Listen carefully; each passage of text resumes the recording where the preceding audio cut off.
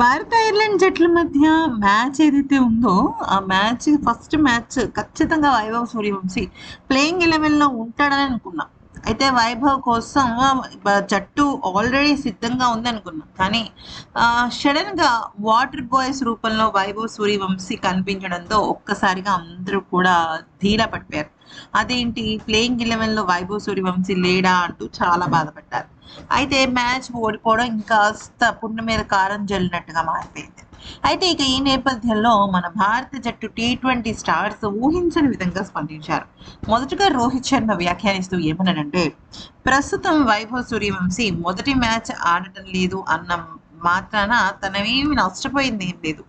నిజానికి తనకి ఇప్పటి వరకు ఆడిన అనుభవం ఒక ఎత్తైతే, జట్టుకు సంబంధించి అంటే భారత జాతీయ జట్టులోకి అడుగుపెట్టిన తర్వాత సిచ్యువేషన్స్, ఎన్విరాన్మెంట్ వేరే విధంగా ఉంటాయి. సో దానికి అనుగుణంగా వైభవ్ సూర్యవంశీ మారుతూ ఆడాలి కాబట్టి ఖచ్చితంగా మొదటి మ్యాచ్ లేదా మొదటి సిరీస్ కొంతవరకు తనని బెంచ్కే పరిమితం చేయొచ్చు. కానీ నేను ఒక విషయం చెప్పాలనుకుంటున్నాను. ఎప్పుడైతే వైభవ్ సూర్యవంశీ ఆట బరిలోకి దిగాడో, నిజానికి ప్రత్యర్థి జట్టుకి చాలా ఎక్కువగా ప్రెషర్ ఉంటుంది. అంతవరకైతే నేను చెప్పగలను అంటూ చెప్పుకొచ్చాడు.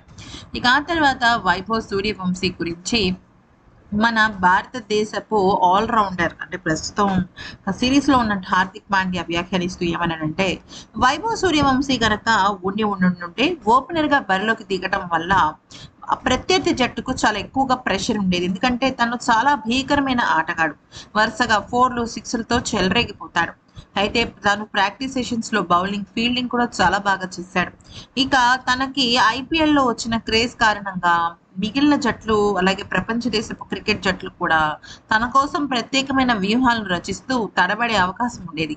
తను లేకపోవడం జట్టుకి ఒక రకంగా చెప్పాలి అంటే బాధాకరమైన విషయమేనని. కాకపోతే జట్టులో ఉన్నవాళ్ళు అద్భుతంగా రాణించి ఉండుంటే బాగుండేది. తప్పు మాలోనే ఎక్కువ ఉంది అంటూ హార్దిక్ పాండ్యా చెప్పుకొచ్చాడు.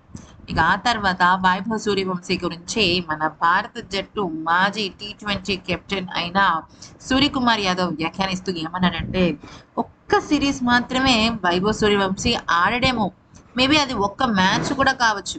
కానీ తర్వాత నుంచి మాత్రం డబల్ ధమాకాతో తను బరిలోకి దిగుతాడు, దానిలో నో డౌట్.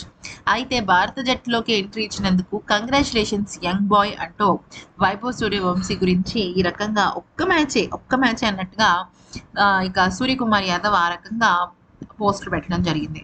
ఇక వైభవ్ సూర్యవంశీ బెస్ట్ ఫ్రెండ్ అలాగే తన కో ఓపెనర్ అయిన యశస్వి జైస్వాల్ అయితే చాలా హ్యాపీ ఫీల్ అయ్యారు. జాతీయ జట్టులోకి మొదటిగా వైభవ్ సూర్యవంశీ వచ్చినందుకు హార్టీ కంగ్రాచులేషన్స్. ఇటువంటి ఒక మూమెంట్ ప్రతి ఆటగాడికి చాలా అవసరం.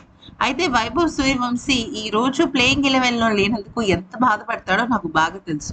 కానీ ఆ బాధ మొత్తాన్ని తను నెక్స్ట్ టైం ఇన్నింగ్స్ రూపంలో భారత జట్టుకు అందించాలని నేను మనస్ఫూర్తిగా కోరుకుంటున్నాను.